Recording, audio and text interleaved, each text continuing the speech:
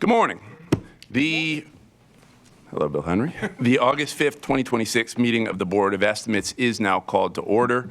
The board continues to meet in a hybrid format. For those here in person, please take a moment to silence your cell phones and other electronic devices. For those attending virtually, if you desire an opportunity to speak, we ask that you please keep yourself on mute until the chair recognizes you. When you are called upon, please announce your name and organization and speak loudly and clearly as you present. At this time, I would ask our clerk for any corrections, additions, and noted abstentions for today's agenda. Thank you, Mr. President, and good morning, everyone. The first action on the opening statement this morning is actually to move a few emergency procurements to the routine agenda to save us all some time. So the following emergency procurements will be moved to the routine agenda by approval of this opening statement, and they are as follows. SB 26-12302, Department of General Services, an emergency procurement for G.C. Jones Elevator Company for $1,440,000. SB 26-12097, Department of Housing and Community Development, emergency procurement, environmental health consultants. SB 26-12783, Department of Public Works, emergency procurement, extension one-call concepts locating services. And SB 26-12268, Department of Public Works, emergency procurement, civil construction LLC, $499,935.00. And just as a reminder, typically emergency procurements are heard as part of the non-routine agenda so that we can be very transparent about those. Members did not have questions about these, so we'll be moving them to the routine if the board votes with this opening statement this morning. We have no corrections to note this morning, and we do have 3 walk-on items. SB 26-12714 from the Department of Transportation, conduit rate adjustment. SB 26-12788 from the Health Department, consultant agreement with Rachel Israel for $95,400. And SB 26-12876 from the Mayor's Office of Equity and Civil Rights, project funds submission for the Baltimore Civic Fund, Baltimore City Community Reinvestment and Reparations Commission for $173,913.04. We have the following deferrals to note this morning. SB 26-12648 for the Department of Audit's biennial performance audit. This is a follow-up from the Department of Finance for FY25 and 26. The original SB number of the audit itself was SB 26-12575. This item is deferred until August 19th at the request of the administration. SB 26-12413 for the Audits Department biennial performance audit for the Department of Public Works, FY23 through FY26. This item has been deferred until August 19th, 2026 at the request of the administration. And SB 26-12575 for the Department of Finance audit's response to performance audit, an audit of the Collections Department. This item has been deferred to August 19th, 2026 at the request of the Comptroller. SB 26-12077 for the Department of Public Works, Amendment 3, an emergency procurement professional startup and operating services for $12,877,953.44. This item has been deferred until August 19th, 2026 at the request of the Comptroller. We have the following withdrawals this morning. SB 26-10673 for the Department of Housing. This was a grant agreement for Druid Health Clinic and Enoch Pratt Library for $2 million. This item has been withdrawn at the request of the agency. SB 26-12429 for Recreation and Parks. This was an award, RP 24823 for the Rawlings Conservatory Palm House restoration. A protest was received on this item from W.M. Schlosser, and this item has now been withdrawn at the request of the agency. SB 26-11704 for the Department of Housing, option to purchase properties owned by HC Baltimore LLC and David Baird. This item has been withdrawn at the request of the agency. SB 26-12581 for the mayoralty, employee travel request for Brian Doherty. This item has been withdrawn at the request of the agency. And SB 26-12401 for procurement, an increase to SCON 002-106 tree maintenance, Forest Valley Tree and Turf LLC for $850,000. This item has been withdrawn at the request of the agency. We have a number of protests and statements of opposition and/or support and/or other to note this morning. First up, for SB 26-12416 for the Department of Public Works WC 1453, rejection of all bids, repaving, utility cuts, and sidewalk restoration. A statement of opposition has been received from Monumental Paving and Excavating Incorporated. For SB 26-12714 for the Department of Transportation conduit rate adjustment, statements of opposition have been received from the following: Fuel Fund of Maryland, Board of County Commissioners of Carroll County, the Central Maryland Chamber of Commerce, a coalition of businesses. Apologies, I had notes on exactly who was on that coalition. I do want to read them into the record. Bear with me just one second.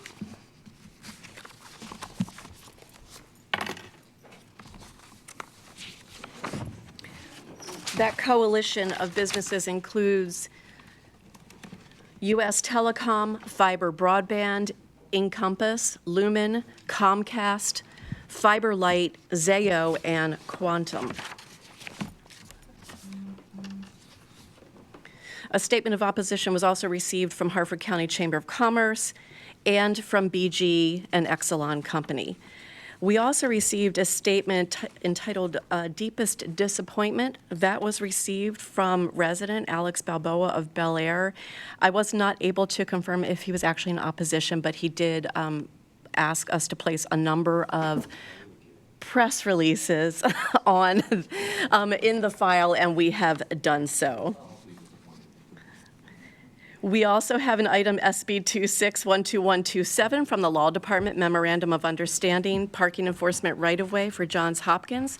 This is a $60,000 revenue contract to the city. A statement of opposition has been received from Theodore Eccleston of Baltimore.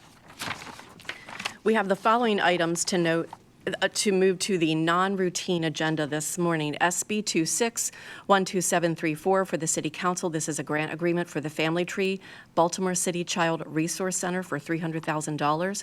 SB 26-12270 for the Law Department Baltimore Police Department Settlement Agreement and Release, Anthony Hall versus Baltimore Police Department for $11 million. SB 26-12127, Law Department, a memorandum of understanding for the parking enforcement in the right-of-way with Johns Hopkins University for $60,000 in revenue to the city. And again, a statement of opposition has been received.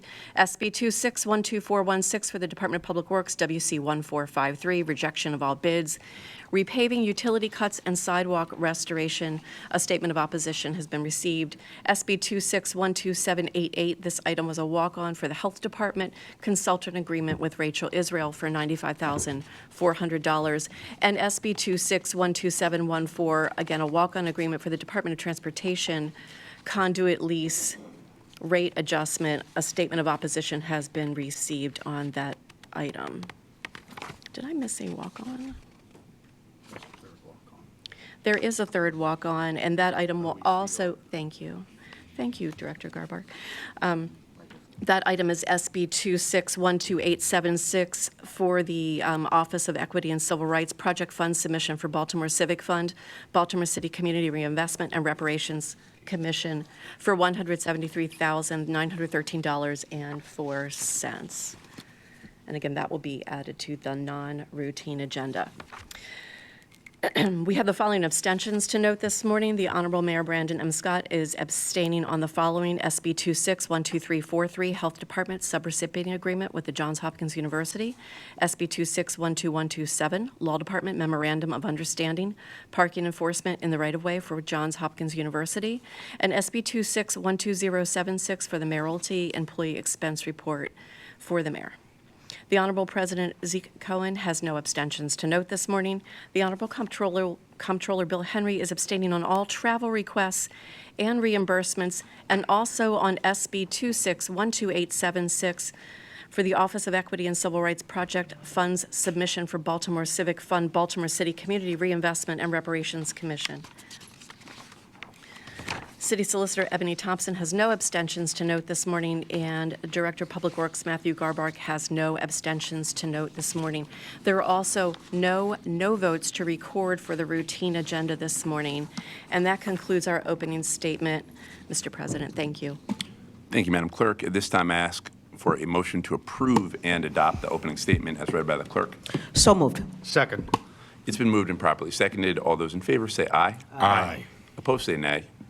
The opening statement has been adopted. I now direct board members' attention to the memorandum from the Council President's office dated August 5th, 2026, identifying matters to be considered as routine agenda items together with any corrections, additions, abstentions, and no votes that have been noted by the clerk. I will entertain a motion to approve all the items on the routine agenda. So moved. Second. It's been moved and properly seconded. All those in favor of approving the items on the routine agenda say aye. Aye. Opposed say nay. The ayes have it. The routine agenda items have been adopted. Seeing no further questions, we will now move on to the non-routine agenda. The first item on the non-routine agenda is a settlement from the Law Department under SB 26-12270. This settlement stems from a lawsuit against the Baltimore Police Department for conduct during a case in 1991 where the plaintiff was convicted of second-degree murder and related handgun charges. The court overturned that conviction and granted his writ of actual innocence, and then plaintiff sued BPD for officers' conduct during the 1991 case. From the Law Department to present on this item, we have Deputy Solicitor Stephen Salisbury. Deputy Salisbury, the floor is yours. Thank you very much, Mr. Council President, Mr. Mayor, Mr. Comptroller, members of the board. The Law Department is recommending the board's approval of a settlement agreement, as the Council President just described, arising out of the conviction of Anthony Hall. Mr. Hall was arrested and charged with the 1991 murder of Gerard Dorsey. The murder occurred on July 13, 1991. Mr. Hall was arrested in September and charged with second-degree murder and a related handgun charge. He was tried and ultimately convicted in April of 1992 and was sentenced. He was ultimately released on parole after serving 25 years in prison. During his time in prison, there was a couple of different investigations into his conviction and murder, and led initially by the Mid-Atlantic Innocence Project. But out of those investigations, ultimately there were 2 of the 4 witnesses that testified at Mr. Hall's trial recanted their statements, and that's often how some of these wrongful conviction cases become ripe for either some sort of post-conviction relief. In this case, it was a writ of actual innocence. Then Mr. Hall, so he was actually released on parole unrelated to the conviction being vacated. But several years later, in 2021, he filed what's called a petition for a writ of actual innocence. This is basically a way for somebody to have their conviction vacated if there is new evidence that comes that is brought forward that potentially changes the initial could have changed the initial determination by the jury. So the court granted Mr. Hall's petition for writ of actual innocence. He then, which again, it's not a declaration that Mr. Hall is innocent. It is just a vacating of the original conviction. Mr. Hall then went to the state through the Walter Lomax Act and sought compensation. An administrative law judge at the state ultimately found that based on the information and the evidence that Mr. Hall put forward in that proceeding, that he had been erroneously convicted, and he was awarded $2.36 million. Following that, Mr. Hall filed his lawsuit against the city in 2024. Again, the basis of the argument that Mr. Hall was wrongfully convicted really comes down to 2 eyewitnesses that were present at the scene in 1991 and who later came forward and recanted their initial trial testimony. They, at trial, hadn't necessarily said that they saw him fire the weapon, but they had made statements that Mr. Hall was in the area immediately near where the Mr. Dorsey's murder occurred. I want to just briefly take a moment to talk about another case because I think this contrast really explains why we're coming here today to the board to request this amount, whereas other times we have, litigated these as, fully as possible. The city recently, in the case of Clarence Shipley v. BPD, won a jury verdict on a similar wrongful conviction case. It was another similar circumstances. Somebody had served 27 years in prison for a homicide and was challenging their conviction on the basis of a witness who had recanted their statement. Now, the difference in Mr. Shipley's case was we had there an eyewitness, actually the victim's brother, who had testified that Mr. Shipley committed the crime, who he never recanted. So that was, and he had actually since passed away. So his statement was not refuted, not challenged in any way. Here, all we really have is you have these two witnesses who many years later say actually recant their statement and say whether it's because police had coerced them or they had been sort of pushed to identify Mr. Hall in this case, they were recanting their statements.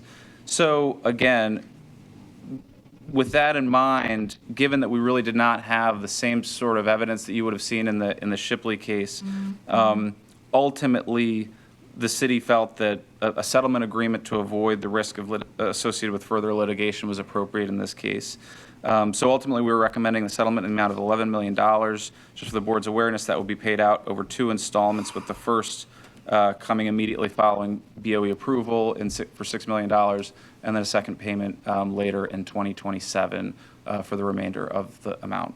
And with that, I'm happy to answer any questions that the board may have.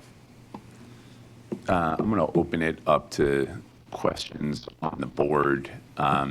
Before I do that, Mr. Salisbury, first off, thank you for sharing all that. What I will say is $11 million is an enormous amount of money, but it is nothing compared to the 25 years that this man lost in his life. And when we think about policing in Baltimore and what it's looked like in the past and what it's looked like and what it looks like now, that we could have this kind of case, and this is not an isolated incident, where we see someone whose life and livelihood was so badly harmed by a wrongful conviction that many decades later, we're now paying out $11 million to settle up.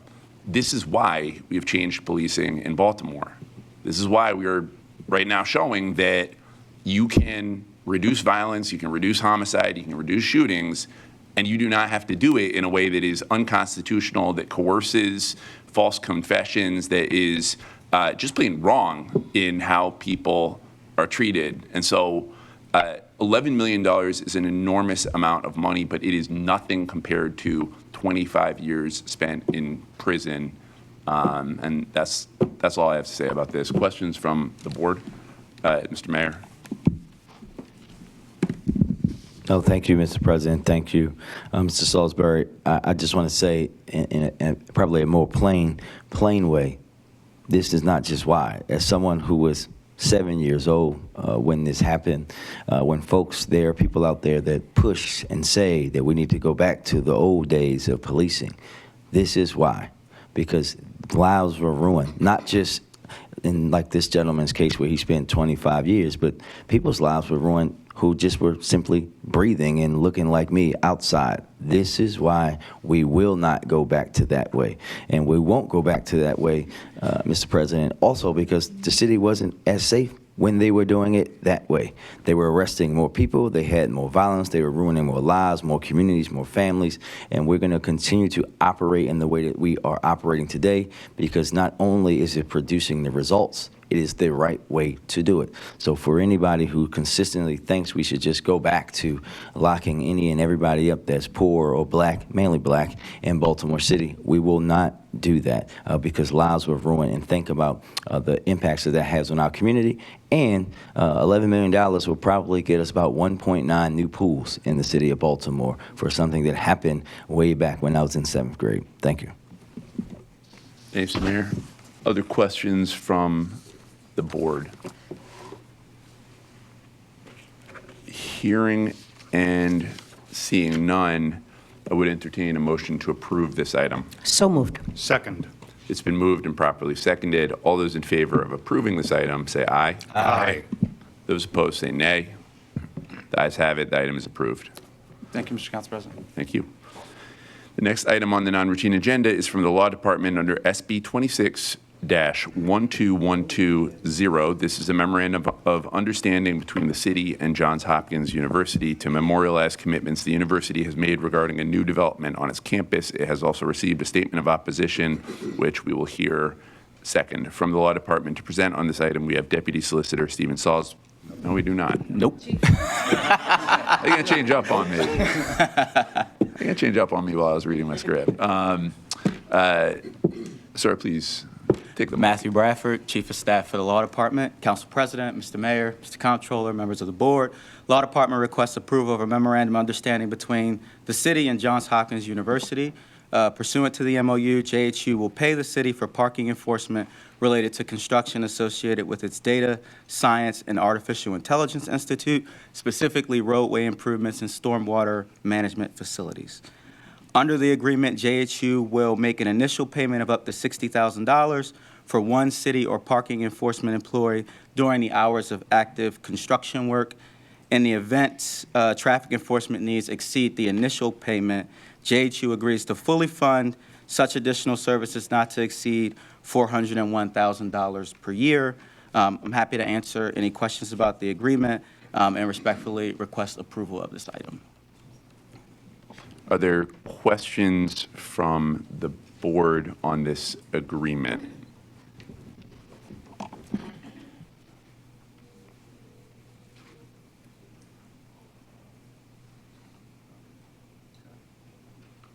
Before any questions or vote, is there a Mr. Eccleston who had a letter of opposition? Hey, sir, if you could just come up and feel free to read your letter.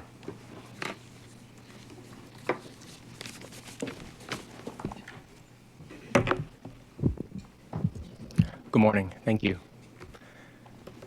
Hang on one second, Yes. Mr. Eccleston. Apologies. We are going to put on a 3-minute timer. Please stay within the 3 minutes. And Okay. again, thank you for coming to the Board of Estimates. Yeah, thank you for having me. I just wanted to speak on a few things here about this particular memorandum of understanding. From my understanding in the community in Wyman Park South and Remington, we understand that this MOU was a direct result of a conversation that was had here at a December BOE meeting. The parking enforcement is definitely an important issue for this project. It's a massive, almost 500,000 square foot construction project on Homewood campus, but very close to residential neighborhoods. But the community was not involved in this MOU process, as far as I understand. There is the line for parking enforcement, but there are several other items that the community would like to be addressed as part of this MOU. And so to approve it as is with just the parking enforcement doesn't feel appropriate, given the long history of stormwater and erosion documentation that we've had in the 311 system, as well as the Erosion and Sediment Control Board. I'm just going to list off several items here that I think should be included in an MOU before it's approved. I know that a big portion of this meeting is to approve the funding for the parking enforcement, but the project transparency that we had asked for, contractor accountability for removing any more public trees. No public notice was posted when the Remington Ave trees were removed. We'd like to see that as a line item in this MOU. So any more public trees that are removed, the public notice as stated in Baltimore City Code 5 days before is posted so the community knows what's happening.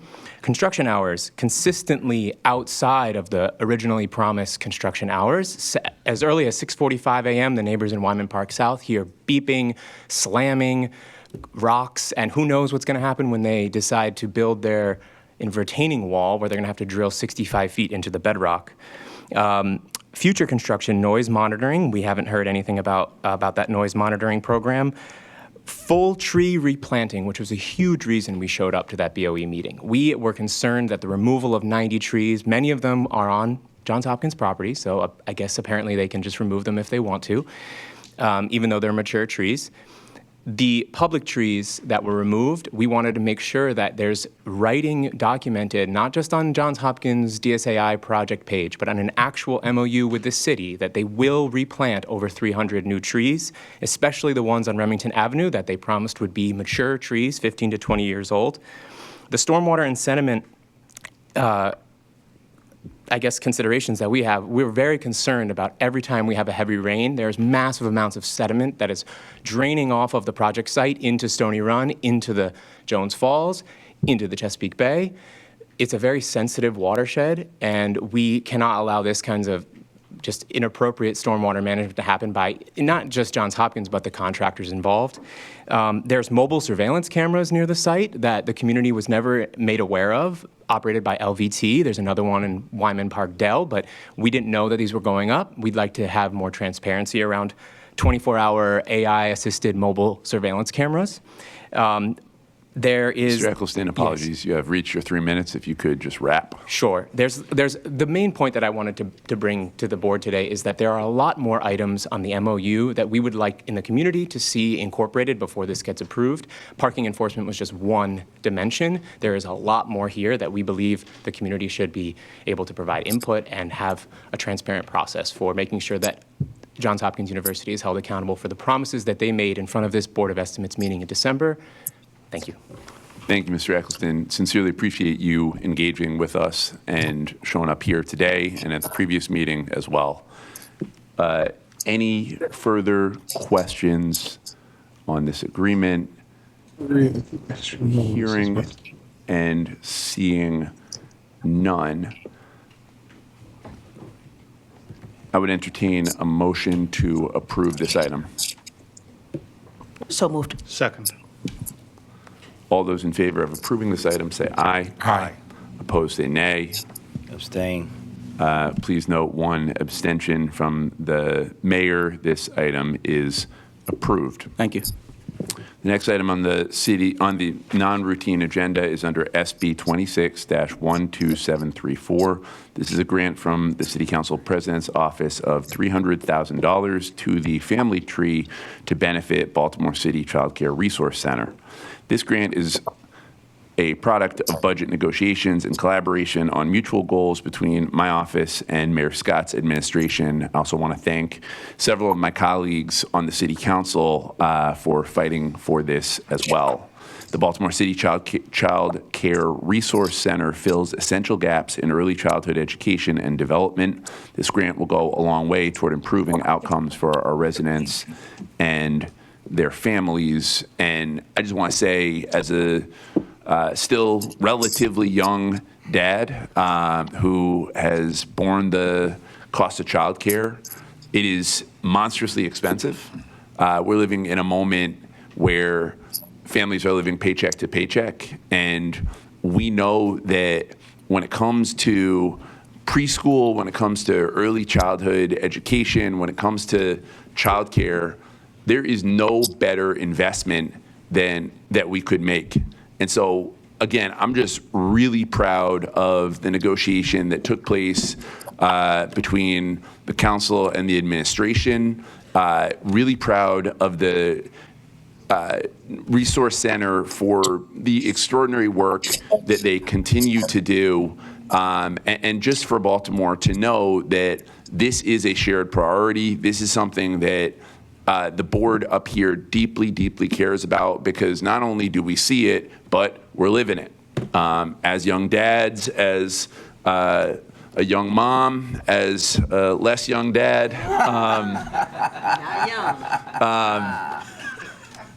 We all feel it directly, and we are going to continue to fight for the people that we serve. And I will just pass it to Mr. Mayor. I'm sorry, I had to. Thank you, Mr. President. The comptroller is on the back end. He's on the college end. So he told me the other day, if you think that daycare is expensive, wait until they get to college. But really, no, I want to thank you, Mr. President, because we know earlier this year we all stood together for investments into early childhood in Baltimore City, and this is an expansion of that great work, because we know when our young people are ready for school and when they are reading on grade level, doing math on grade level by third grade, all the great things that they can do happen for them. And when they do not, they don't. And these investments that are adding on to those investments that we have already done just help us to grow the capacity for our great folks that are doing early childhood in Baltimore City. And we want to thank them for their great work. As you know, it's been a daddy daycare for a week here in City Hall, as Camden has been in every meeting. She was at the last BOE. I was so happy when daycare opened up again yesterday after vacation. I love her to death, but not every day and all day can't do it. I can only thank them because we know for some people they don't have the resources to do what we do every day and have the great care for them. And this is going to help more families be able to achieve that for their young ones. So thank you very much. Thank you. Any other questions from the board? Mr. Comptroller? Not a question, but as a not young father, I just will share with you that it really isn't about the calendar age of the parents, because I can still remember a few years ago when my oldest daughter started driving, and I found myself in the phase of life where you're sitting there at home knowing they're out there, but not being able to do anything about it until you either see them come home or you get a call you don't want to get. And I spoke to my mom about it, and I said, how long do you have to let them be out there on their own before you stop worrying? And she promised me she would let me know. But I do want to put in a small correction. I think we have in the non-routine agenda that this is the Baltimore City Child Resource Center, and we have left out the all-important third C for care. I don't think that rises to the level of something that we need to fix formally, but I did want to call attention to the fact that city is important and child is important, but care is vitally important. And I am very, very happy that the City Council and the mayor were able to work this out to the benefit of the center. So thank you. Mr. Comptroller, and I will note that his oldest daughter goes to the best college that is not in Baltimore or named Goucher, which is The youngest daughter is at Smith College, which is where my mom taught for 37 years. Again, I just want to thank all my colleagues, the mayor, all of our teams that worked on this. This is what it looks like when leaders deliver and listen to the priorities that people have. And so really just appreciate everyone's collaboration on this item, and the care is important. Any other questions? Hearing and seeing none, I would entertain a motion to approve this item. So move. Second. It's been moved and properly seconded. All those in favor of approving this item say aye. Aye. Opposed say nay. The ayes have it. The item is approved. The next item on the non-routine agenda is under SB 26-12416 from the Department of Public Works. This is a request to reject all bids for a project to repave utility cuts and sidewalk restoration. It has also received a statement of opposition from the Department of Public Works to present on this item. We have Deputy Director Alan Robinson. Deputy Director Robinson, the floor is yours. Good morning, and thank you, Honorable Chair, Council President, Mr. Mayor, Mr. Comptroller, and Honorable Board. Just on behalf of the Department of Public Works, we are requesting approval of the rejection of all bids for WC 1453, which is the repaving utility cuts and sidewalk restoration, simply because we felt that the pricing was too high. And we wanted to put it out for bid after we had the opportunity to talk more about the scope of work. Thanks, sir. Questions from the board? Mr. Robinson, what does it mean from our budget perspective when we say that the bids exceeded the engineer's expert? Is it accurate to say that this translates to us not having the budget the proposed providers have quoted us for the work? What it's saying is that, and internally, we have an engineer team that actually does the design work and looks to see what the costs should be for this particular project. We felt that the costs that were brought back to us by the two bidders who actively bid on this was higher than what we expected based upon our engineering estimate. And so because of that, we want to go back and take a look at it. Are there any additional questions from the board? Hearing no further questions, we will now move to the statement of opposition we've received on this item from Monumental Paving and Excavating. Mr. Mahoney, the floor is yours. Mr. President, Mr. Mayor, Mr. Comptroller, members of the Board of Estimates, good morning and thank you for hearing me. My name is Patrick Mahoney and I'm representing Monumental Paving and Excavating, a Baltimore City-based contractor. We are the low bidder on this contract at $9.96 million for water contract 1453. And we are also within the advertised engineer's estimate range of $5 to $10 million. We've submitted our written statement of opposition, which I'll briefly summarize here. The item before you proposes to reject all bids, not because it was outside the engineer's range, but due to unbalanced bid prices.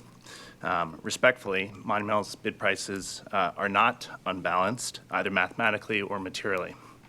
On the work that makes up the vast majority of this contract, the asphalt, the concrete, the sidewalks, the millwork, the milling, our prices are in line with, and in several cases below what the city has actually paid for, and below bids received in the past year.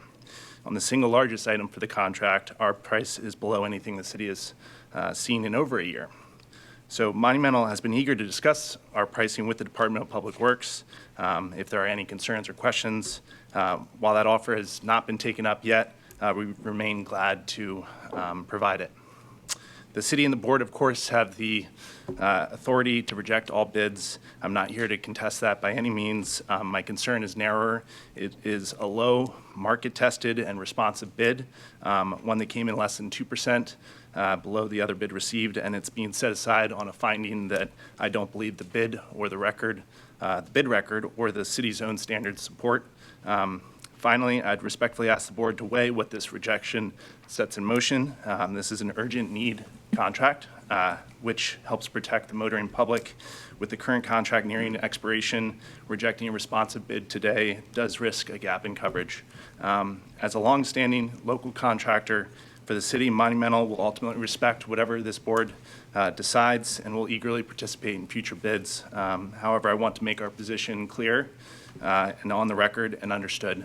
Thank you very much for your time and your consideration this morning. Thank you so much for your engagement with this board, Mr. Mayor. Thank you, Mr. President. I'll be quick, Ms. Mahoney. I just want to make sure that we say this out loud. Just so that you guys don't have any understanding of that, this is not about your company, your organization. This board has had to take actions on some of folks in your industry who have not been operating in good faith with the city of Baltimore, but Monumental is not one of them, and we look forward to having the discussions necessary with DPW to continue the long-standing relationship that produces great work. Thank you.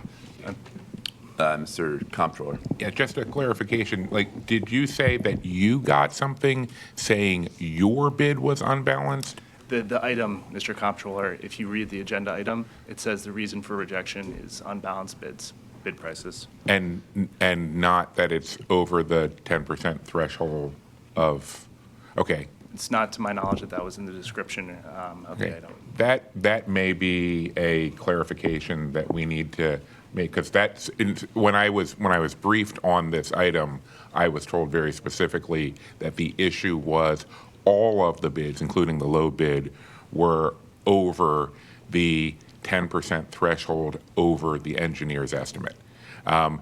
Whether we should be portraying ranges of possible prices that widely exceed that 10% threshold is another conversation that I suspect is happening internally.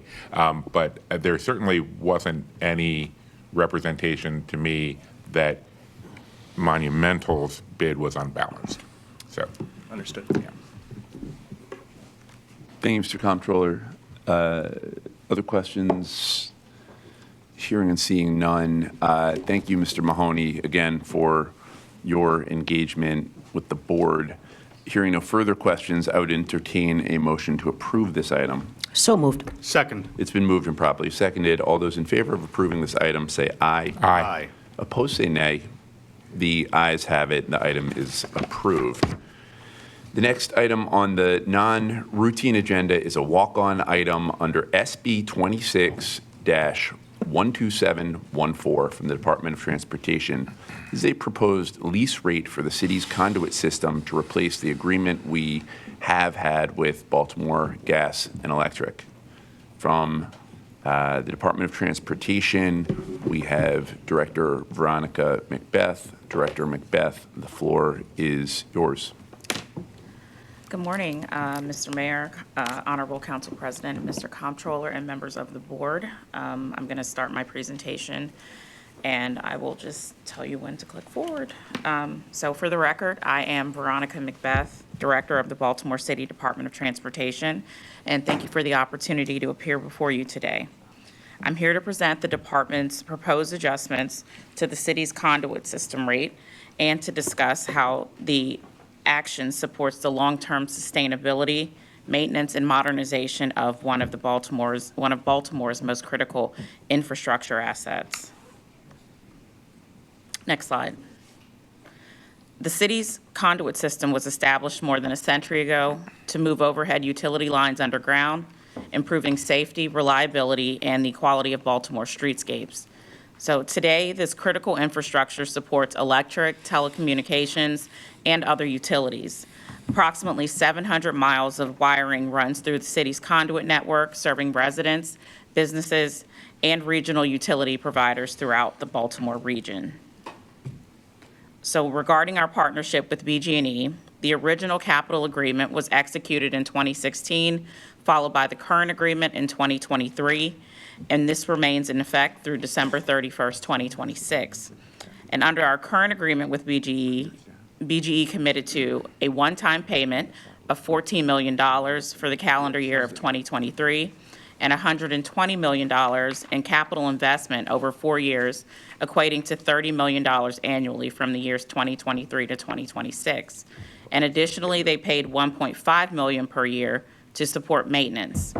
And in addition to these capital commitments, all entities that utilize the city's conduit system currently pay an occupancy rate of $2.20 per linear foot. And that rate has remained unchanged despite increasing operational costs, infrastructure needs, and inflationary pressure. Next slide. So again, the current occupancy rate at $2.20 per linear foot has been in place since 2019.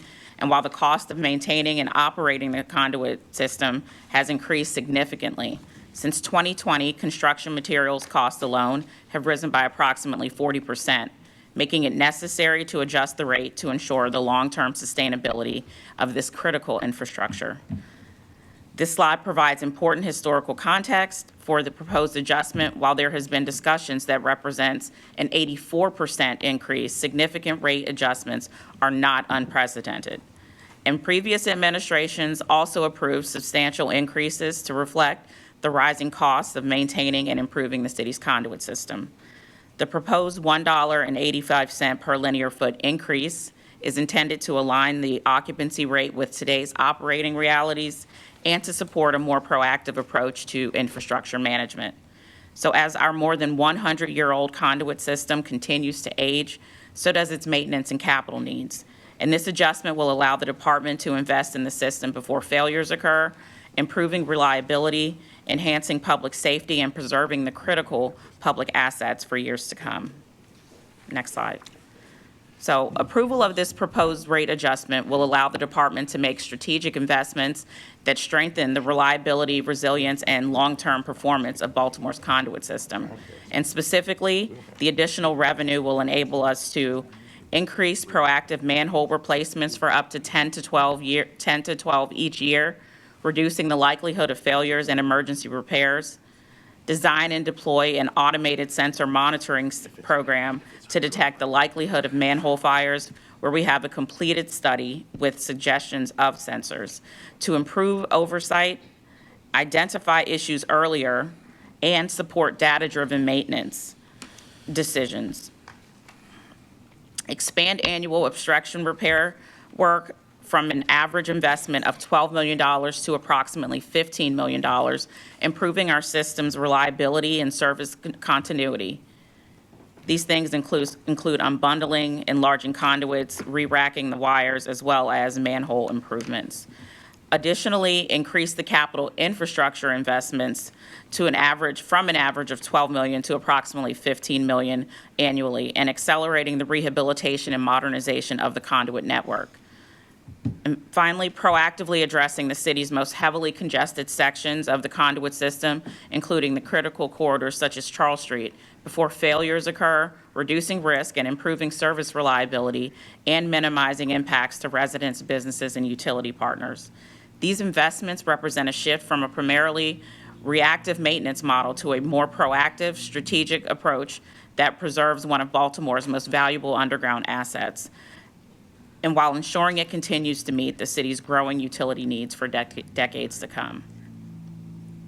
Next slide. The city has made significant investments in infrastructure to improve the safety, reliability, and resilience of the assets that serve our residents every day. And the proposed conduit rate adjustment is a continuation of that commitment. And approving this rate adjustment will strengthen the reliability of the city's conduit system, reduce safety risks, and lessen the frequency of emergency repairs by allowing the department to invest proactively rather than reactively.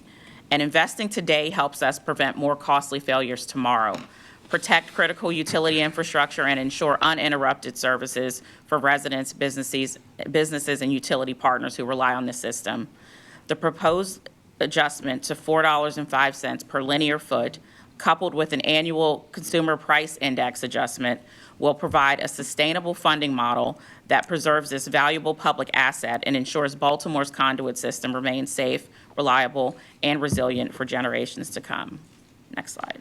This is my last slide. Sorry, it's a lot. In closing, the department respectfully requests the board's approval to adjust the city's conduit lease rate to $4.05 per linear foot, effective January 1, 2027, with future annual adjustments tied to consumer price index.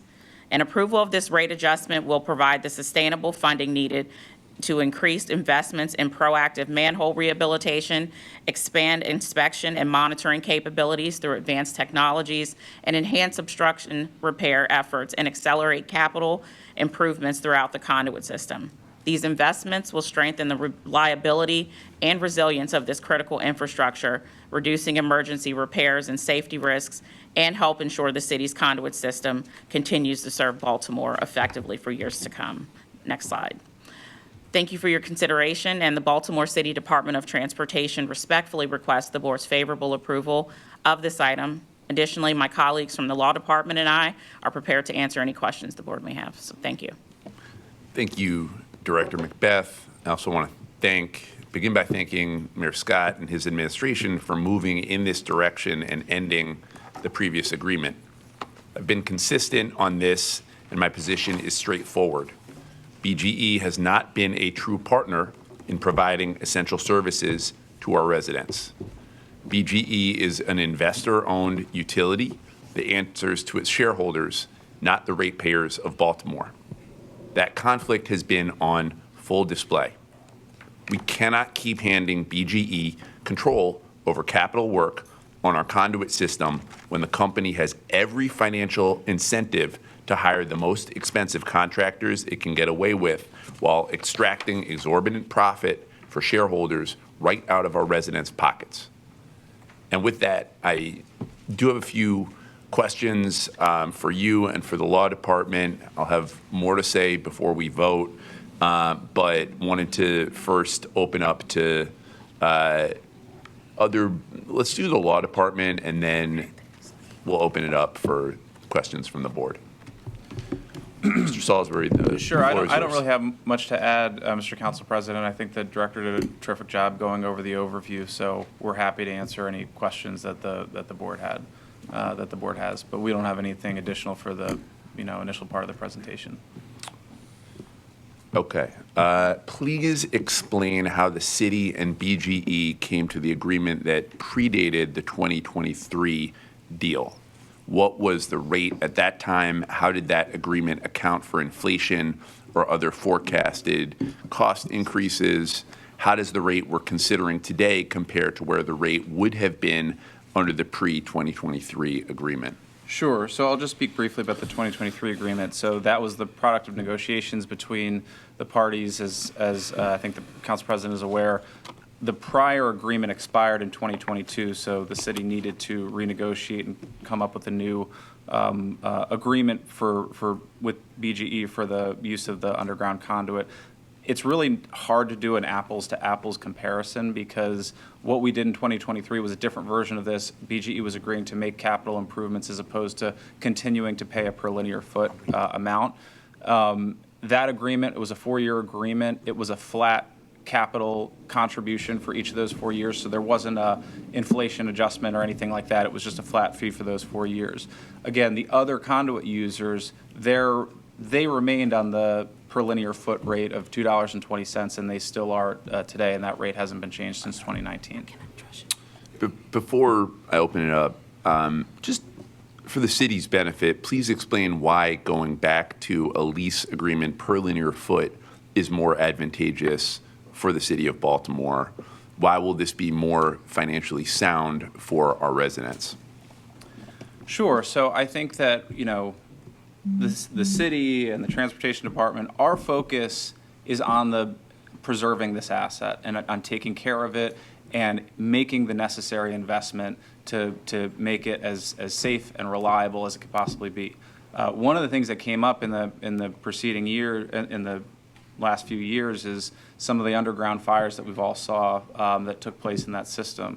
The city went out under the mayor's leadership with the solicitor and the director of transportation and commissioned a report as to what was causing those fires. That report showed one of the primary findings was because of the size of the system. You got to keep in mind, the system was built and really hasn't been changed much since it was originally built 120 years ago. And so the size of particularly a lot of these manholes have not, the size they were originally built wasn't necessarily contemplating the amount of infrastructure and equipment that's in them today. So one of the main findings and recommendations from that report was because of the overcrowding in those manholes, that's a serious risk to the type of fires that we saw on Charles Street and have seen elsewhere in the system. So the number one priority, I think, for the city in this new version of the conduit franchise fee moving forward is to see more investment. I think that our position has been under the 2023 agreement. There was an increase in capital investment. We've said publicly, I think BGE did a fine job with the work that they needed to do. But now that we're looking for increased investment, we felt like it was appropriate at this point for the city to continue to return to having full control over that work. And ultimately, our first and foremost priority is maintaining a system that is safe, that is reliable, that's not having explosions and having manholes blowing up and presenting other risks to public safety. And that is our priority. And I think that, in consultation with the transportation director, the mayor, the law department, we feel that this is the best way to accomplish that. Obviously, we talked quite a bit with your office, the comptroller, and others on this board about what was the best way to accomplish those goals, and we feel that the increase of this rate today is the best way to do that. Extensive conversation. No, and I appreciate that and do want to elevate your point about public safety. That is the prerogative for all of us. And we think about underground fires and the need for the city to be strategic and to drive the where and how and when the work takes place. I think it's incredibly important. I do want to talk about financial benefit. It's my understanding that BGE frequently chooses the most expensive contractors available and does not have to meet any goals related to minority and women-owned businesses, local hiring, or union labor. How will city ownership of this work improve that situation? Well, I think that, and this came up, in the 2023 agreement, I mean, the reality is with us doing the work, as the council president, the comptroller, and the board members are aware, there is, a very well-established set of guidelines and procedures for city procurement and city contracting that will be in place for all this work. So those guidelines and goals will apply for work that's being done to the conduit by the transportation department. Can you please clarify how many entities use the conduit and what percentage of total conduit usage does BGE constitute? I'll let the transportation director. Hi. Hello. Tag team. Yes.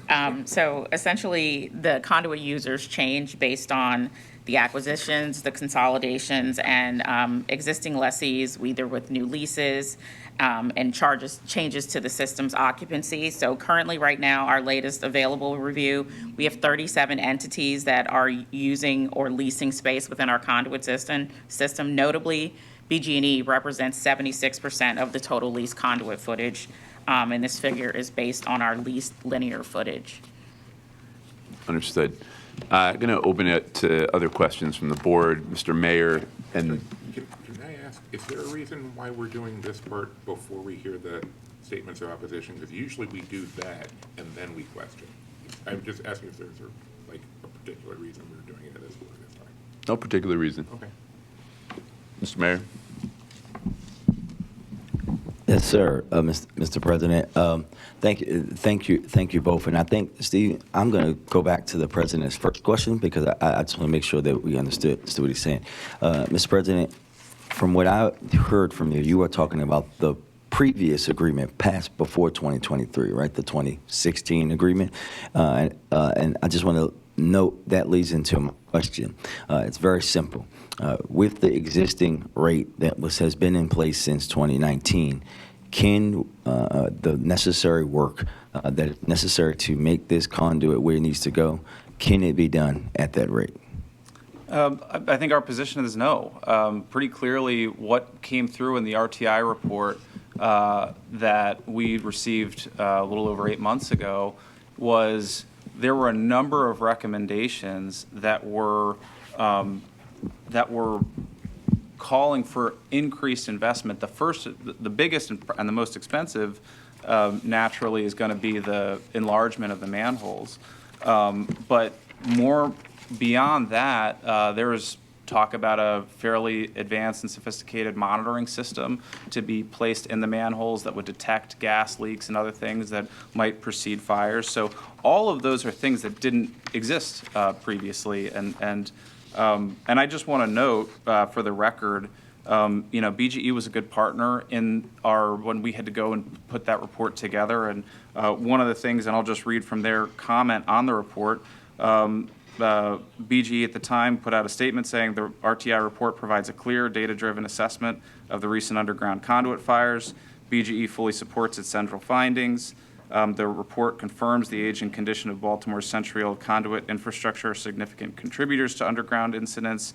And lastly, the report also highlights systemic conditions such as infrastructure overcrowding within multi-utility manholes and the general condition of the network are the causative problems inherent in the system. So again, I think it's pretty clear, and I think the BGE agreed that one of the things really that report called out a need for more investment, more changes, specifically in that case because of public safety. But the bottom line is, if we were to return to the $2.20 per linear foot rate, no, we could not meet the recommendations in that report. And again, I think as the mayor has said, $2.20 in 2019 gets a lot less than it does in 2026 and 2027 and beyond. So if we were to continue to maintain that fee as that rate as we have, we would effectively be disinvesting in the system. And so we really think that that's why the rate that we're requesting today is well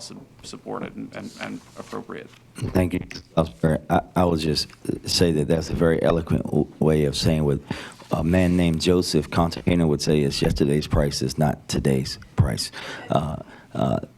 Deputy Mayor, you want to add to that?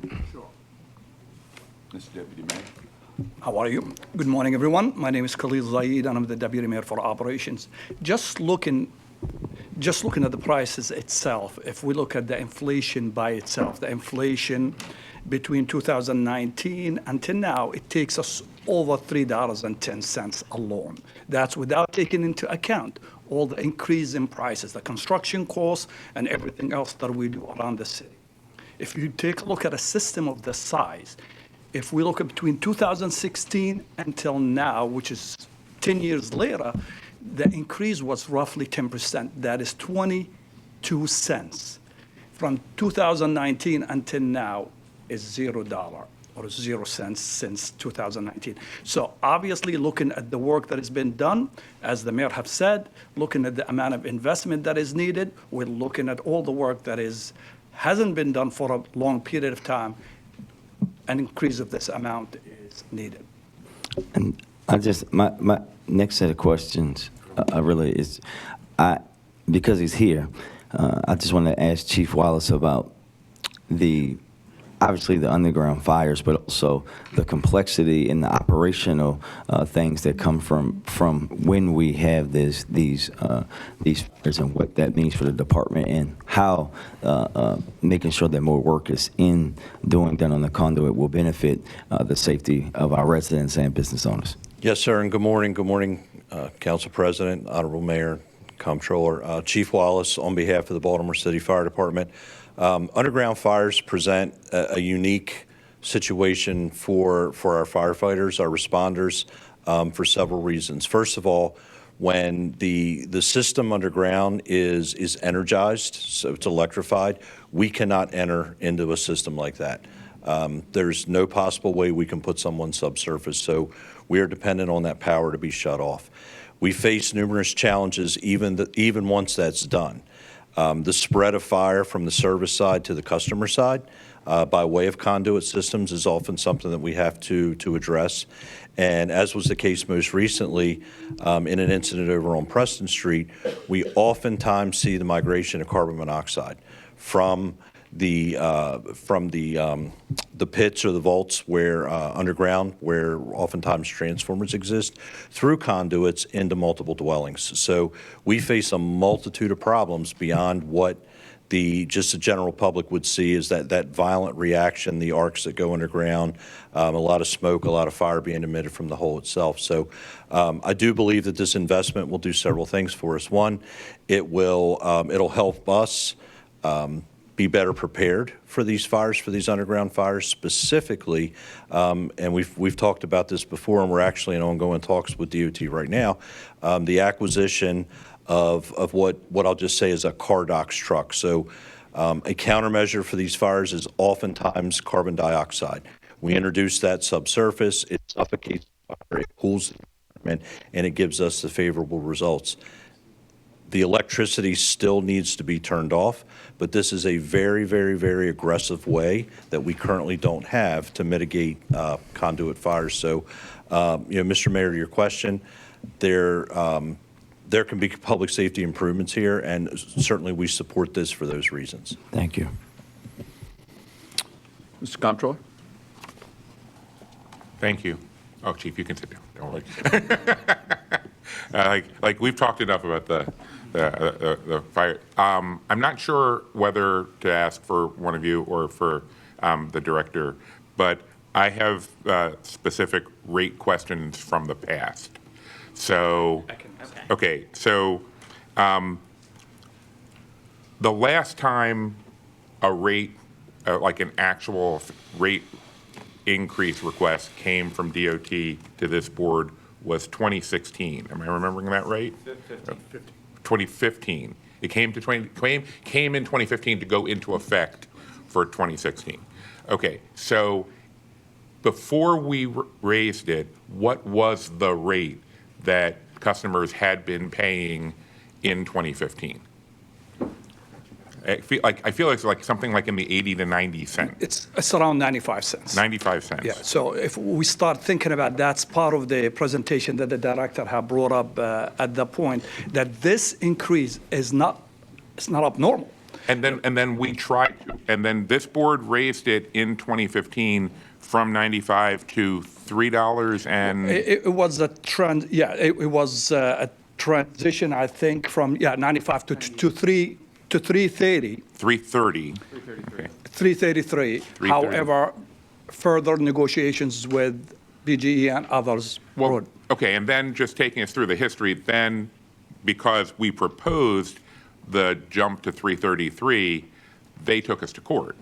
That's correct. They took us to court, and while the case was in court, we had out-of-court conversations in which we negotiated a lower phased-in rate, and that was how did that phase-in program work? Because it ended with 220 in 2019, but what was it in the years before that? It was 2 years, so 16, 17, from 16 to 19, it was $2. It went from 98 cents to $2, and then from $2 to $2.20.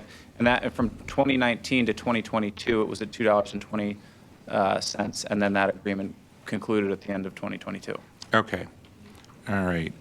So even though the rate went from 95 cents, 98. I'm sorry, 98 cents to $2, that was a consensus decision, a compromise that included BGE and other customers acknowledging that it would be reasonable to double the fee they were paying. Slightly more than double. Slightly more than double, right? Okay. All right. So that's the first point I wanted to make sure that they have already, 10 years ago, acknowledged that sometimes you have to do big jumps. Well, Mr. Comptroller, not to interrupt you, but if you go back further, during the O'Malley administration, there was actually a tripling of the rate. It went from 21 cents to 58 cents. So that's what I think the director was mentioning in her presentation, that some of these increases, looking back over the last 25 years, they're not only unprecedented, but at times have been considerably larger than the rate increase that we're talking about today.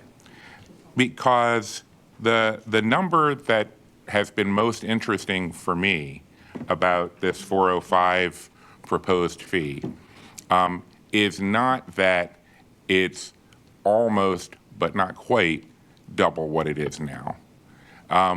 What's interesting to me is that if you look at the last time it went up in 2019 or 2020, it went up to 220. Right.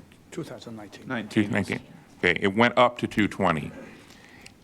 If we had just done an 8% a year increase starting then, guess what we would be charging in 2027? We'd be charging $4.07.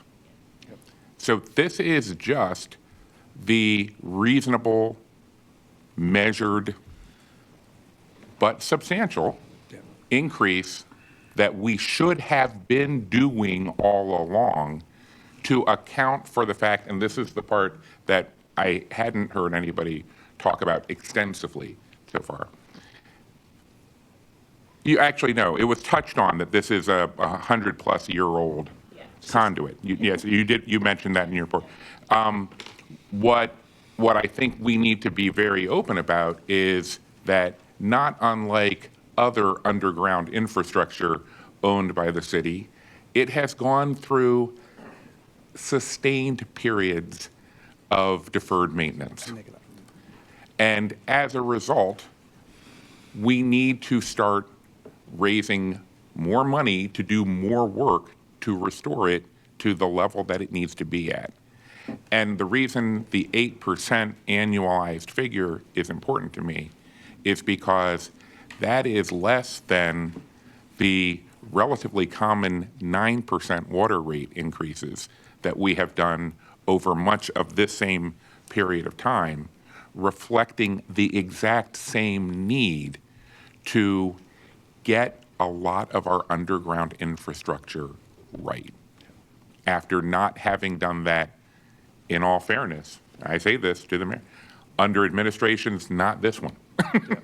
You know, this is literally the sins of the past catching up to us, and now we have to not kick the can down the line any further.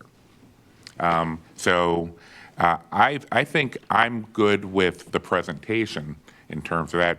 I am curious to hear what our customers have to say about the fact that we are now proposing charging them what they need to be charged to maintain the service we're trying to provide them. Additional questions from the board before we call the opposition? Hearing and seeing none. We will now move, thank you, Mr. Salisbury, Director Zaid. We will now move to the protests and statements of opposition. Considering the number of opposition, we request that you each keep your statements to 3 minutes or less, and if we can avoid repeating what others have said, that will be helpful. I first want to call on BGE.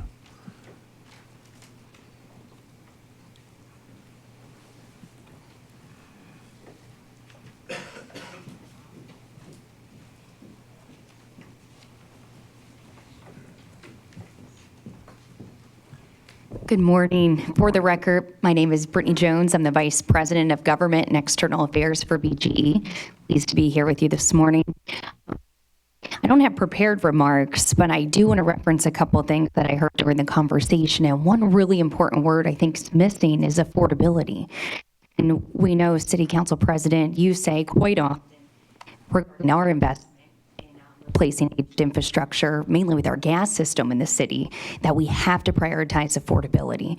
Our customers are struggling to pay their current bills, and where I know our profits have been in the news quite often in the media, what we're making as a profit does not mean that we're just pocketing that or giving everything back to shareholders. So I think we got to correct that misnotion first. Of the profit amount, 95% is being reinvested back into the BGE system. And what that does is it otherwise offsets the rate that we have to charge customers. So it absolutely is in an affordability best interest. So when we see this type of significant increase happening, we have to acknowledge that this is going to be passed to customers. That's the way operating expenses work. They're going to be absorbed by the customer base. And where we struggle with is, as you know, we've had a longstanding agreement. We worked with the mayor a few years ago, and I really appreciate the positive acknowledgement that the work has been successful. So it's in our opposition letter if you want to reference it. But when we look at the amount of manholes that we've been able to install compared to the city's track record, we have significantly increased manhole extensions, new builds, and the expansion. So we do agree with the report from RTI that there is serious congestion issues, serious safety issues, and we have been a committed partner. When we think about affordability, that what was quoted, $30 million annually we've been investing to help you improve your infrastructure. It's the city infrastructure. So by us modernizing it, it's actually increasing the value of your asset. And $30 million, I heard on the presentation that the fee increase is to increase to $15 million of proactive capital investment. You know, I might not be great with math, but I don't see how that's increasing the rate of investment that was currently happening under the BGE constructed agreement. So we have dire concerns. We're here advocating on behalf of our customers.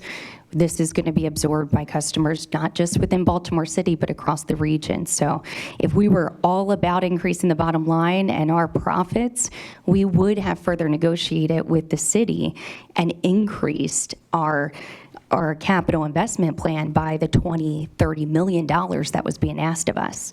But we walked away. We could have absolutely invested more capital, which would have grown our bottom line, but we didn't because we recognized the moment that we're in. Thank you for the opportunity to speak. Thank you for your engagement with the board. Comptroller Henry. Thank you, Mr. President. I'm not sure if this is a number that you'd have off the top of your head, but the money that BGE put into maintaining and improving the conduit during the 3 years of the deal was, how much was that valued at? Like, what did you spend So the total over agreement 3 was, years? it was $120 million over the 4-year span, and as quoted by Director Macbeth, it was Over, about I'm sorry, 4 4 years? years. So it was $30 million annually that thought it was a Director 3-year Macbeth quoted. I thought it was a 3-year deal. 4-year deal. Thank you, Okay, sir. that's why it's 30 million a year. That makes more sense. Okay, so what did that equate to if BGE had paid a linear foot charge? Yeah, over I the course don't of- unfortunately have the math on me right now. It's possible that someone from the city could help you with that. Khalil, do you want to? I'm sorry, Deputy Mayor. It comes out as roughly, actually, what they had is $30 million for capital, plus $1.5 million comes for mostly maintenance. Okay. So 31.5 million, you divide that over roughly 14 million linear foot, which is the amount of linear footage that the BGE has. So it comes around maybe 220, 230 per linear foot. Okay. 13 million. 13, 14, yeah, between 13 and 14 million. Okay. Okay. All right. Thank you. Mr. Mayor. Thank you, ma'am. I just got a couple of questions about the rate increase and the conversation there. So for your average customer, if this goes through, and if, because I just want to be clear, but ask the first question. Before you raise the rate, you just can't do that. You have to ask the That's PSC to correct. do that. And Correct. it would be truthful to say that even before this agreement has become this board, that the PSC has just rejected a increase from BGE, correct? No, we currently have a rate case proceeding that's active now. They haven't rolled on. Okay, thank you very much. Secondly, do you know what rate increase would you ask if this is approved? Yes, great question. So what we've seen under the current construct is that on average, it's cost about $1 to $2 of an increase for customers. So what's really important is, you're right, we are regulated by the Public Service Commission, so we do not know how they would rule. What I can tell you, in the past, in 2023, when we had a similar type of conversation and filing with the commission, staff actually recommended that this fee only be applied to Baltimore City residents. So that is a major risk. So when we do the calculations of what this fee increase would cost, if socialized just amongst Baltimore City residents on average, we're looking at an extra $10 per month. Right, but I just want to make this clear for the record that the PSC, in the history of the PSC, has never approved rate increases for just one jurisdiction. So if they do approve your rate increase, it's probably going to be for the entirety of your customer base. And for me, I don't know about everybody else, but I know my bills have already been increasing by more than $1 to $2 a month anyway. So I want to make sure that we get that out on the record, that it would be a extremely new precedent that they say that it's going to be applied for everyone across the system, and that it has to be approved. And more importantly, you guys have to ask for it. This is an optional thing. It's not something that you have to do, because you talked about the record profits. And listen, we all like for people to make money, but we have to make sure that we're getting all the facts out there. I'm done, Mr. President. Thank you, Mr. Mayor. Additional questions for BGE? I am not hearing any. Thank you for your testimony before this board.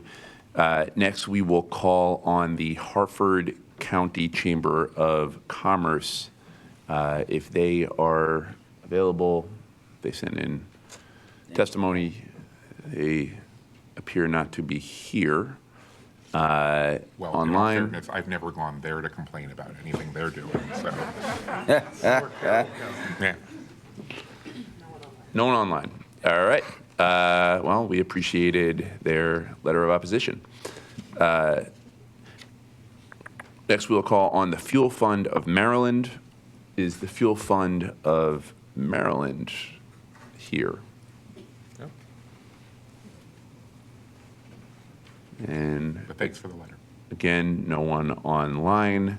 Thank you for your letter. Next, we will call on Alex Balboa. Is Alex Balboa available?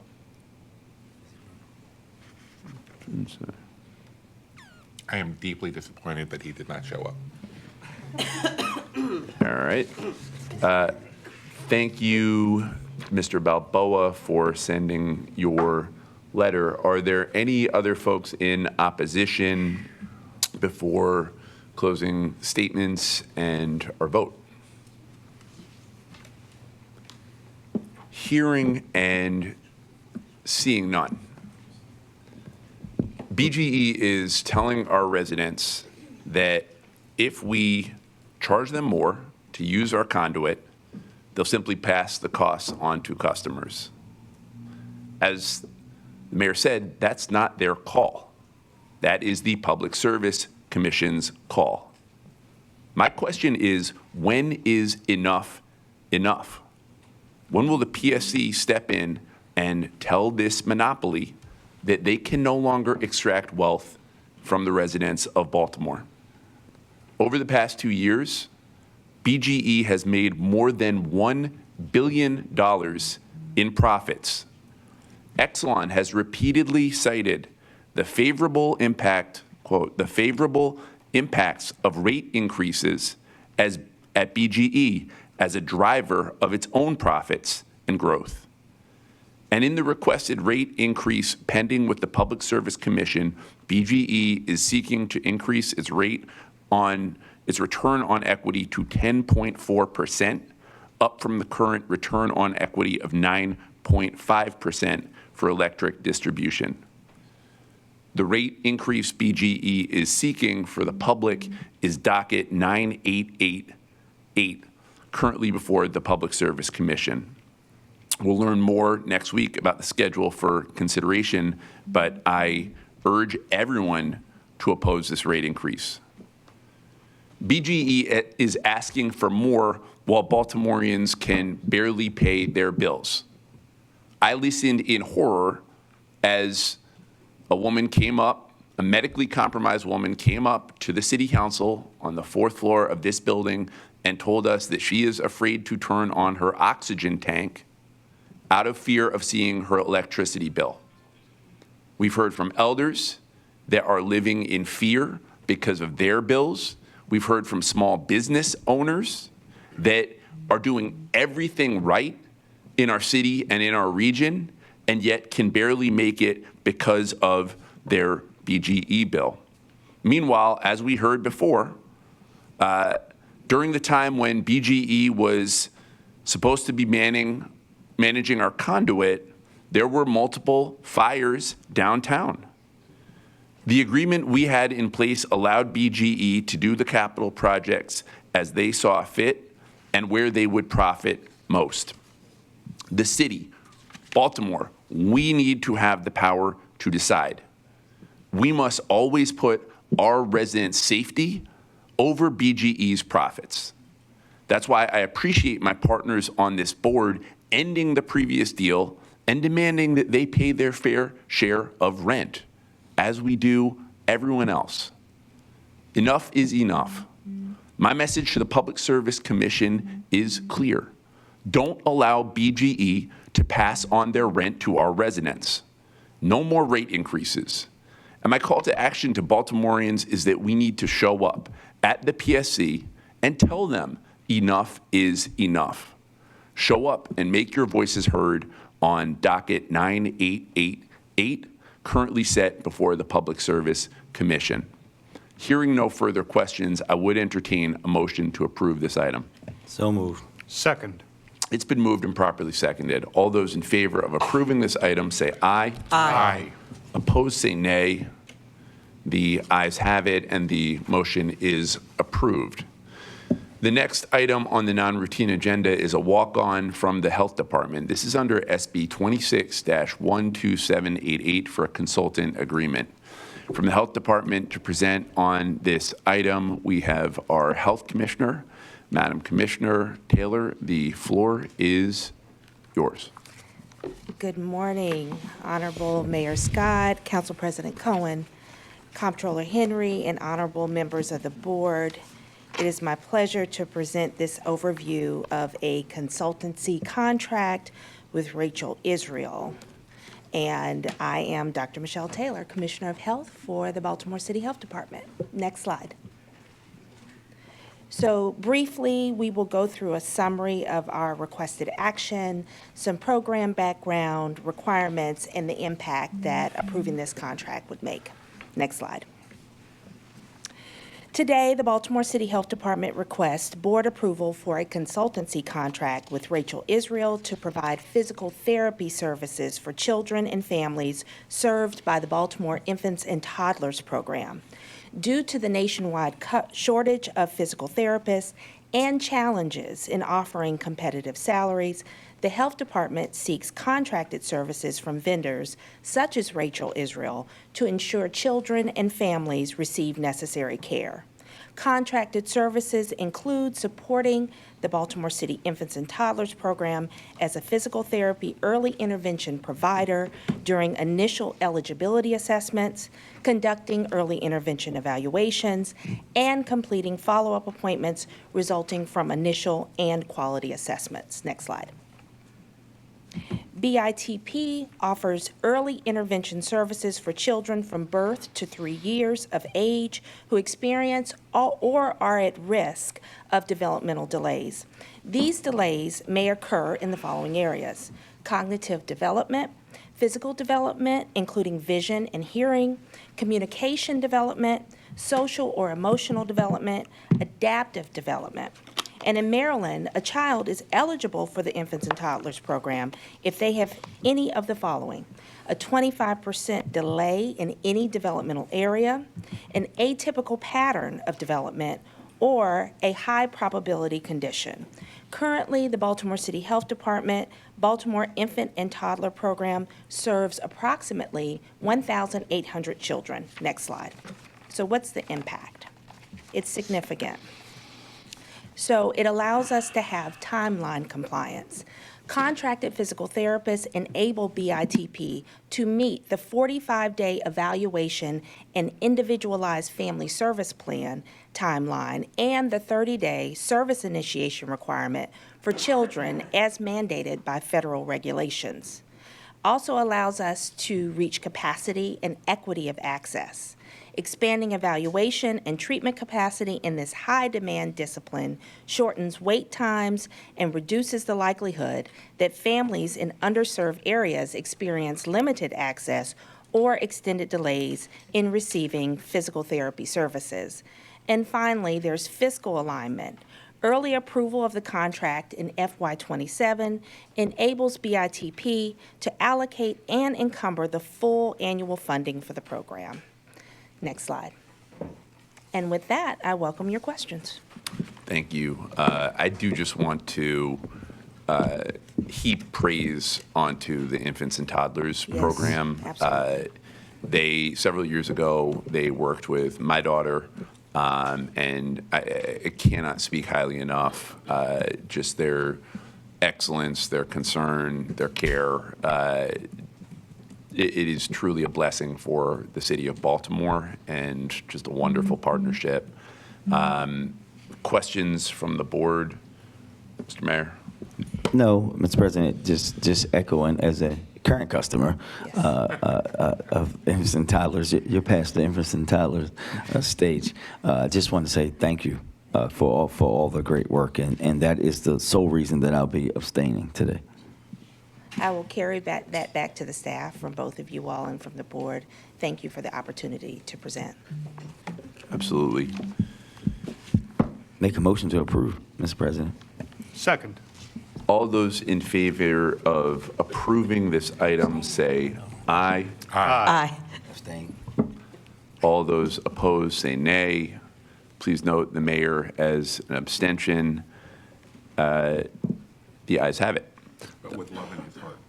The item is approved. The next item on the non-routine agenda is a walk-on from the Office of Equity and Civil Rights. This is under SB 26-12876 for project fund submission to the Baltimore Civic Fund From OECR to present on this item, we have CAO Faith Leach. Nope. We have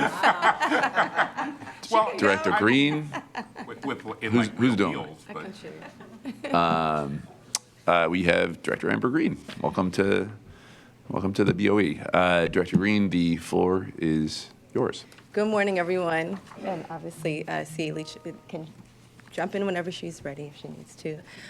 Good morning to Council President Cohen, Mr. Mayor, Mr. Comptroller, and members of the board. I'm Amber Green. I serve as the city's Chief Equity Officer and Director of the Office of Equity and Civil Rights. And today we are requesting a transfer of $173,000, $13.04 to the Baltimore Civic Fund to administer policy, communication, strategic planning, and training consultant services in support of the work of the Community Reinvestment and Reparations Commission. So in terms of what this work will do, there are a couple things that we need to have here. So the proposed transfer will allow the Baltimore Civic Fund to complete contracting for consultants selected by the Community Reinvestment and Reparations Commission for the development of a distribution plan required under Maryland state law. The consultants will provide the following services: policy support, strategic communications, strategic planning, and commission training. The total amount of $173,000 is also inclusive of the Baltimore Civic Fund administrative fee. The next slide, I just want to talk briefly about the state requirements in terms of the urgency of this request. So Senate Bill 894 requires Baltimore City to develop a community reinvestment and repair fund distribution plan. Implementing regulations were issued in late June 2026 that require the city to submit both the distribution plan and its first annual report by October 1st of this year. Before submitting the plan, the city must engage stakeholders and assess community needs, document outreach to low-income communities, hold a public hearing with at least 14 days' notice, and also obtain governing board body approval. So the late issuance of these regulations, which is, you may recall, were originally scheduled for 2025, leaves the city and both the commission with a significantly compressed timeline to complete these requirements, and so therefore we are requesting this item to be approved by the board. And with that, we are happy to answer any questions that you may have. Questions from the board? Hearing and seeing none. Director Green, how much is currently in the fund? How much is available total? So I believe the city gets about a quarterly distribution from the state, and at last count, I believe it was about $32 million in the total amount of the entire fund. Okay. I think all of our concern is that this money not sit, that we actively move. The imperative to address the many needs that Baltimoreans have with these funds is absolutely critical. So glad to see this as what I believe to be a first step in that process. But it is very, very urgent that we address the profound needs that we have in our city. Agreed. Other questions for the board? From the board? Hearing and seeing none, I would entertain a motion to approve this item. So moved. Second. It's been moved and properly seconded. All those in favor of approving this item say aye. Aye. Those opposed say nay. Abstain. The ayes have it. The item is approved. Please note Comptroller Henry as an abstention. As there is no more business before the board, we'll now move to adjourn this meeting. The next regular meeting of the Board of Estimates will occur on Wednesday, August 19th, 2026 at 9 a.m. I thank everyone for participating and tuning in.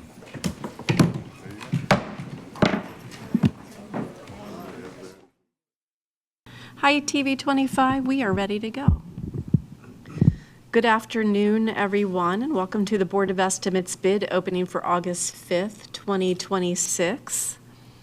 We have a number of addenda and changes to share today, and then 3 bids to open, and we'll explain the process around those once we get started, so everyone knows what's going on while they see us sorting through giant piles of binders. So this morning, we need to announce that the Department of Public Works contract SC 866, replacement of Southwest Diversion Pressure Sewer, Phase 1, Frankfurt Avenue. This due date for opening is now August 19th, 2026. Again, that's SC 866, and that will be opened on August 19th. Also for the Department of Public Works, SC 1030R, on-call rehabilitation, repairs, improvements, and condition assessment of sanitary sewer laterals at various locations. This bid will now be opened on August 19th, 2026. Again, that was SC 1030R. That bid will be opened on August 19th. And for Department of General Services, PRJ 000889, Hartford Senior Renovation and Envelope Upgrades. This bid will now be opened on September 2nd, 2026. Again, that is PRJ 000889, and that will be opened on September 2nd. For procurement, RFQ 000829 for the professional mitigation and restoration services. This bid has been canceled and a new solicitation will be published in due course. Again, that was RFQ 000829, professional mitigation and restoration services. That bid has been canceled and a new solicitation will be published. The date for that publication is not yet known. And also for procurement, RFQ 000770, supply and delivery of bulk chemicals assorted. This will now be opened on August 19th. Again, that is RFQ 000770, bulk chemicals, and that will be opened on August 19th, 2026. Today, we're opening 3 bids, and up first, we have RFQ 000798. This is a 2-part bid, and just as a reminder for folks that follow us, 2-part bids are Part A, which is qualifications, technical qualifications, and a Part B, which is pricing. Very frequently, we'll open the Part A, and the Part B will not be opened until a later date. Every once in a while, they're opened on the same date. In this case, the one that we're opening today, we are opening the technical qualifications only, and that means we will just be listing publicly all of the vendors that have responded. So this is for procurement, RFQ 000798 for the automatic traffic violation enforcement system. This is a Part A, technical qualifications, and we will be letting folks know who has provided their qualifications and listing the copies and duplicates. So this is Genoptic, and we have received a Part B, right? Just to say, okay. So. And they also. Yes, we have received their Part B, and we have original, a clearly marked original. Oh, that's a clearly marked copy. This is the original. So we have one original and only one copy? So we have multiple duplicates. Need that count. I'll get that right now. Okay. So I'm going to put the Part B here. And I'm going to give you guys the copies back. And while we're counting these, because you can see there's a whole bunch of stuff. There's 4, And those are all clearly marked copy. So the reason that's important, folks, is if you, as a vendor, mark it copy, that is indicating to us that we can retain that copy in our office to be shared publicly. If you have something in a bid and that is not available for public consumption, it should not be marked copy. So in this instance, the vendor, Genoptic, I hope I'm saying that right, Genoptic Smart Mobility Solutions has provided us with one original and 5 duplicates. And again, we won't be sharing any bid amounts. We are only sharing the folks that have responded with their technical qualifications. So here is the. There's one item. They do have a flash drive. Oh, they do have a flash drive? Thank you. That's, okay. I'm going to say that again for everybody who's trying to keep track. Genoptic Smart Mobility Solutions has provided qualifications, and they have given us 1 clearly marked original, 5 clearly marked duplicates, 1 flash drive, and we have received their Part B pricing that will be opened at a future date. Up next.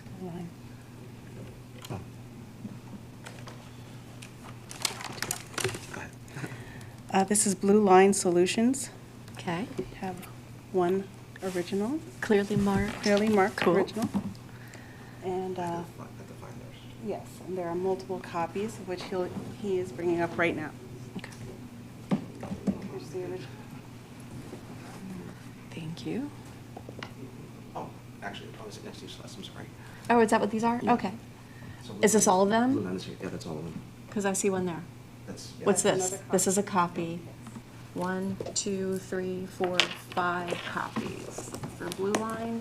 Okay, let me put those quantities on here. This is 5 copies for Blue Line. Do we have a flash drive for Blue Line? Sometimes we don't. It just depends on what the instructions were and if they were followed. No, but something feels in B, so maybe. Oh, no, in yeah. there. No, we're not going to open that. No. So, okay, we have 5 copies for Blue Line. We have 1 clearly marked copies, 1 clearly marked original. We don't have an accessible flash drive, and this is the Part B for Blue Line. It looks like 2 portions. Okay, I see. I think you're right. There is Yeah, a it little feels a flash little- drive embedded in there. Yes. So they gave bit us, so this one doesn't say 1 of 1, but we have 1, I'm going to mark down the number of envelopes here too. So for Blue Line, yes, we've received a Part B, 2 of 2 envelopes. And for the other, I will also make it really clear that we've received 1 envelope. Okay, so this is Blue Line. Okay, and these are, just so folks know, this office retains the Part Bs until such time as the agency decides that we're going to open the pricing, so they are safely locked in our office until we get guidance from procurement. And I'll repeat all these when we get to the end, because I know it's hard to follow, because we have to count stacks of stuff right now. So up next. Victronic Machine Vision Ltd. Okay. Are these all marked copy? Yes. And the original? I don't see copy on there. Where did you see it? On the right hand, lower right hand. Am I missing? It's upside down. So duplicate. Oh, that, okay. Oh, I was looking for copy. I was being too literal, sorry. Okay, these 5 duplicates and 1 original and 1 flash drive. And this is the Part B envelope, and we have 1, yes, 1 envelope. Okay. Okay. And that bidder again was Victronic Machine Vision Ltd. Yes, ma'am. And up next, Obvio Incorporated. sorry, everybody, turn that down.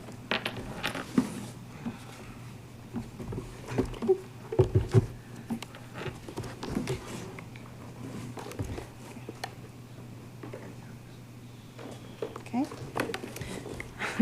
We do have Part B, and we have the original. And it looks like we have 5 copies.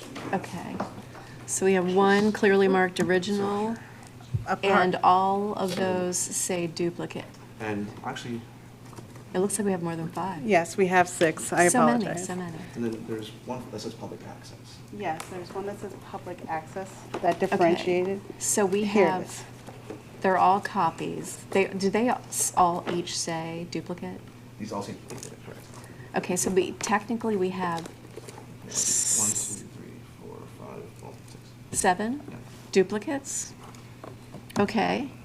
Let's just make sure that we definitely keep the one that they marked public Yes. access for us. Those 2 for. Everything Yes. else goes to the agency. Okay. And we have a flash You want to drive. look inside, sometimes on the air pocket. Oh.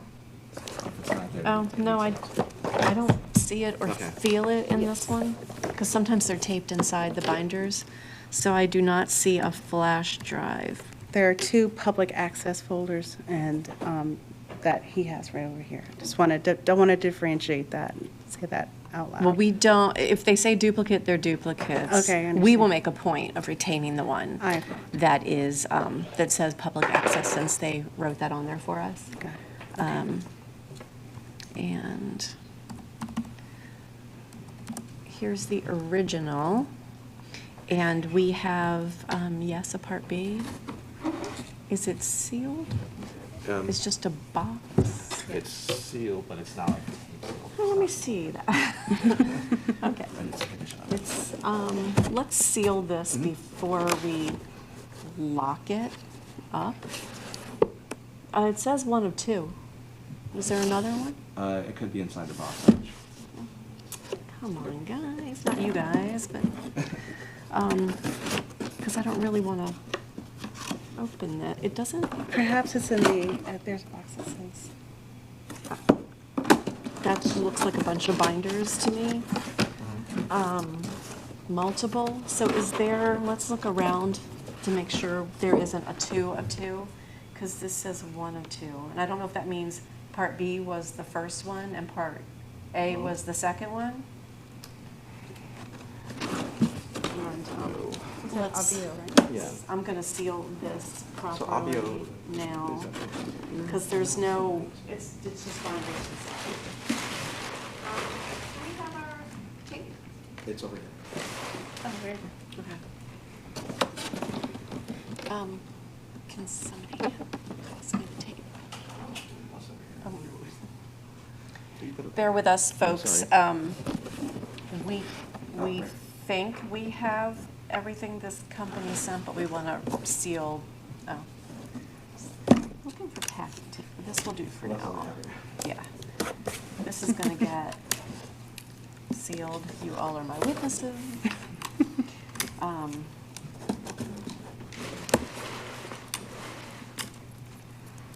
And there we go. Okay. So it's making me nervous. It's that this says package 1 of 2, but I don't know what we can do about that right now. So, yes, 1 box labeled Part B. Okay, so that was, and again, I'll read all of these at the end and explain some of what's going on here so we're real clear when it's easier to follow. That was Avio Inc., and they provided 7 duplicates, 1 original. We did not locate a flash drive, and we have better sealed the Part B pricing box that is labeled as such.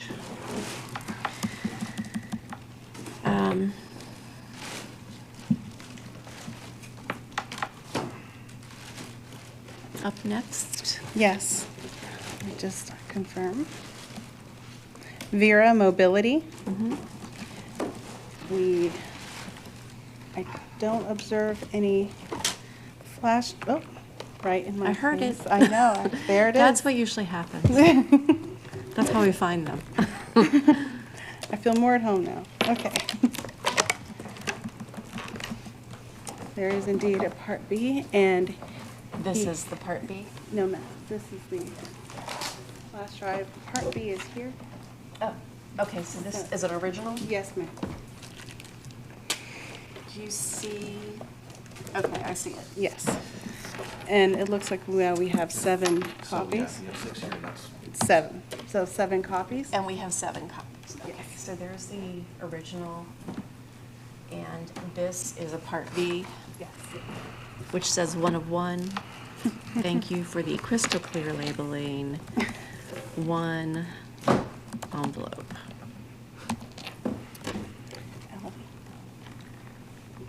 And that is from Vera Mobility. I'm going to correct this typo. Okay. Okay, and that was Vera Mobility, Part B. Oh, ma'am. So they're on the desk. Okay, wonderful. Okay, I have, this bidder is Elevate. Elevate, yes, ma'am. 1, 2, 3. I have 4 clearly marked duplicates. Let me check them all. Clearly marked dupes. These are all clearly. 5 clearly marked duplicates. And we have an original and Part B. And no flash drive? And a flash drive. And a flash drive. And can I see the Part B, please? Thank you, Shannon. I'm going to take the B, and I'm going to give you the binders all back. Okay, and we have one box labeled Part B. Okay, so I have all the Part Bs here for this bid, and those will get locked away. And I'm going to run through the folks that have responded. I believe that was our last bidder. Okay. So again, for folks that are trying to pay attention to this is RFQ 000798. This is a 2-part bid, and today we were asked to open the Part A, or technical qualifications, from the bidders. And the following companies have submitted responses to this bid, and they are as follows: Genoptix Smart Mobility Solutions, LLC, Blue Line Solutions, Victronic Machine Vision, Ltd., Avio Incorporated, Vera Mobility, and Elevate. That was 6 respondents. The originals and all but 1 copies will be sent with the agency to go through the review process in the procurement department. And on the bid results form, folks who check those things on our website, you're also going to see us indicate that we have received Part Bs and how those were received. So we describe, yes, we got it, it's in 1 envelope, or it's 2 of 2 envelopes, or 1 box labeled Part B, so that we're keeping track of exactly what we received and know what we've locked up for awaiting the Part B day. Okay, so that was it for RFQ 000798, and the team is ready for what's next? You guys ready? Yes. Okay. Okay. Up next for procurement, this is RFQ 000808, Baltimore City Ferry Boat Design Build Project. This is also a Part A, so again, these are vendors providing qualifications and pricing, but we're only opening the qualifications today for the agency. So up first. Okay, this does contain a USB. It is Hornblower Marine. Okay. Okay, so everything seems to be together, not, so. Okay, are those all clearly marked? So the original's in there, plus all the duplicates, but they're separated out. Okay. So we have 1 original.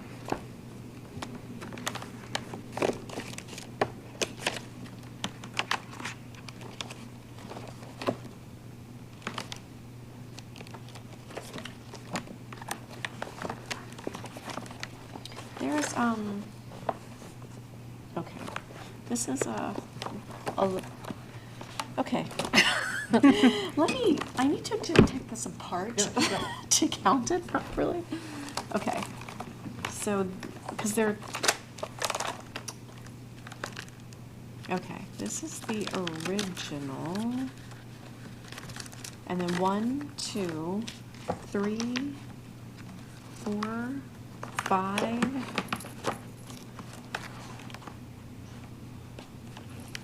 What is it? All right, I'm going to hand this back to you to help me do this. I have this, and can you put a clip on the original?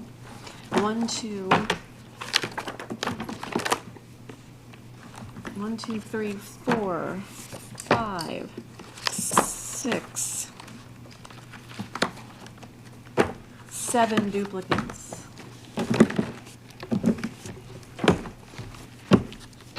Let's do like this so that they are not together. 7 duplicates. They also Okay. have a Part B. And the Part B? Yes. Please, thank you. Of course. This says 2 of 2. So it could be the first. What do you think that means? I think what they're including is like the part A and B. Yeah, that's what I think they did too. It's just a little confusing. Okay. Yes, 1 envelope labeled. I get why people do that. It just, on the receiving end, Right now. it's like, always feels like a puzzle. Okay. Okay, that is the part B for Hornblower Marine, and I'll go through these again when we finish. I think we only have one more One more, respondent yes. for this. Yes, Okay. ma'am.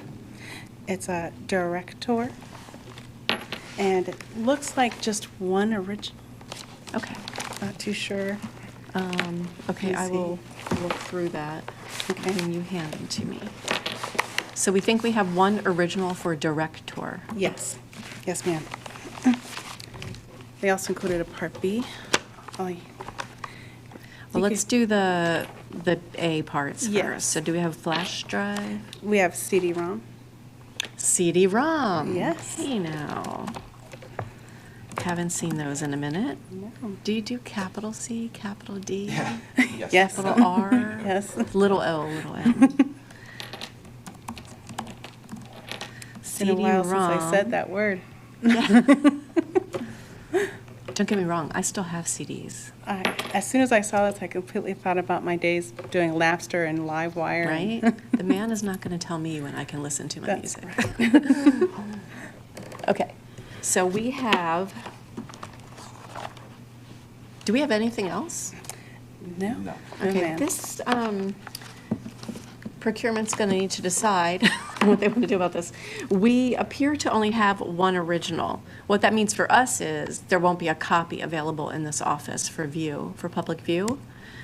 We have received one original, 0 duplicates, which probably doesn't follow the instructions that procurement gave. And we have 1 CD-ROM. So I'm going to give this back to you, Amika. Thank you. And we have a Part B, Yes, ma'am. and I'll take the Part B. And we're sure we don't have any other pieces. Okay. We have, yes, we have a Part B, 1 envelope.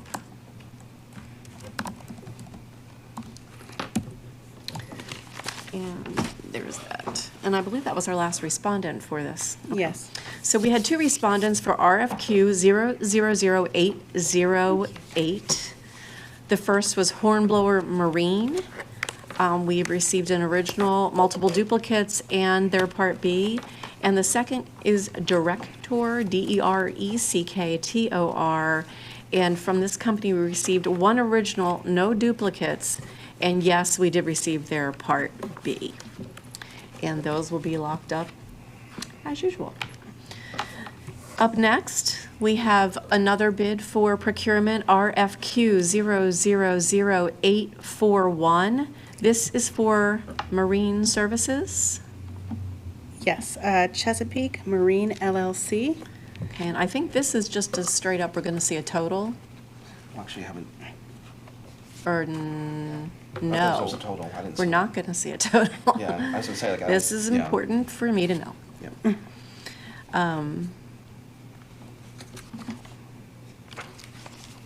So this Okay. is an itemized bid? It looked like there was some information on here, but I didn't see any actual Let me see pricing. the original. Yep, this is the original right here.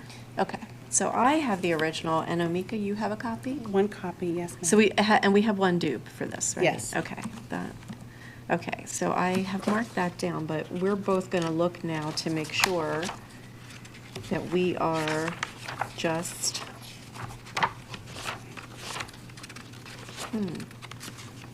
I see hourly rates and things like that. This does not look like we're gonna be providing a total in this case.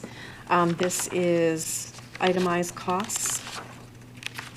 And what that means for the viewing public is that we share the respondent's name, but we can't provide a total because the itemized costs will go to the agency for review. So, and I will note that in the, under total bid amount, you will instead see a notation that says itemized costs. And I'm just making sure I'm not wrong, and none of our colleagues from procurement are shouting out from the audience, so I don't think we're wrong. So we have one clearly marked original and one clearly marked duplicate. Yes, we do. Awesome, thank you. And these usually, well, no little, what the heck's it called? How did I forget what the thumb drive is called already? USB. Okay. No flash Yeah. drives. Okay. And I will read all the bidders for this one again at the end, like we do when we don't have pricing to share. Yes, okay. This is Delesey, D-E-L-S-E-Y. I have Delsey, Delsey? D-E-L-S-E-Y. Did I add another vowel in there? You I did. apologize. Marine Services LLC. Okay. We do have duplicates. How many dupes? And may I have one? Okay. 1, 2, 3. It says 4, but The original, but look, clearly marked. they're, yeah, I don't know. yeah, Confirming Delsey, Marine. yeah. I'm not too sure. Marina, I've never seen something like that before. I've never seen that. Marine Services. Okay. We do. Okay. I have one clearly marked original, and how many clearly marked dupes do we have? It looks like 5, but they have different starting pages, so I'm not too sure. That makes it harder. It does, so. Are they all marked copy? Yes, they are all marked duplicate. Even though they have different first pages? Yes. Okay. Some of them have, yeah, I don't know. Okay, Maybe that's let's part of the whole duplicate. make file. sure in our retention of the copy that we keep the one that is clearly a complete copy, marked copy. Yeah, this one. And we think we have, did you say 4? It looks like 4. We think we have 4 duplicates. Yeah, that's, And again, these are itemized costs, so there is no total for us to share. I'm going to return the original to you, Shalon, to marry up to the others. That bid was RFQ 000841, and our bidders were Chesapeake Marine LLC. We received 1 original and 1 duplicate. And again, this is an itemized cost bid, so we don't have totals to share. The second bidder was Delsey Marine Services LLC. We received 1 original, 4 duplicates. And again, this was itemized cost. So all of the duplicates, with the exception of 1, will go to the agency for review. So I'm looking at this, I'm wondering if they. Are we rethinking? Because it's with the duplicate, these are actually should be open with the duplicate file, because I don't know, whether I have all the different. This stages. one is not as clearly organized as the others, so it's They a have little some hard to marked understand original. what's happening So I think I here. know what's happening. I think what's happening is they marked original for all the documents that should go to the original, because they have some other Okay. documents marked original. So maybe we have fewer copies? Correct. Okay, so if what you do we look at here, think so this we? makes sense now, because looking at it. and- Okay, so they wrote copy on every single So page, we so only- really we have 1 duplicate. Correct. Sorry, folks, we are struggling to follow this one. didn't realize Let me that. correct the record, which will also be corrected in writing on the posting. The company clearly marked their duplicates so clearly, they marked every single page duplicate, 'cause it thank looked like there you. was multiple But it duplicates. confused us a little, so we have 1 clearly marked original for Delsey Marine Services, and we have 1 clearly marked duplicate where every page indicates duplicate, which is fine. And now we understand. So we have 1 original and 1 copy, and that means that there will be copies in this office for review, and the originals will go with the agency for their review purposes and decision-making. So again, that was RFQ 000841 with 2 respondents, Chesapeake Marine LLC and Delsey Marine Services LLC. And that is our last bid for today, August 5th, 2026. And our next bid opening is August 19th, 2026 at 12 noon. Anything else for the good of the order? Okay, we'll see you all on August 19th. Thanks, everyone, for tuning in, as always, and thank you, TV 25, for taking care of our comms for us. Thanks.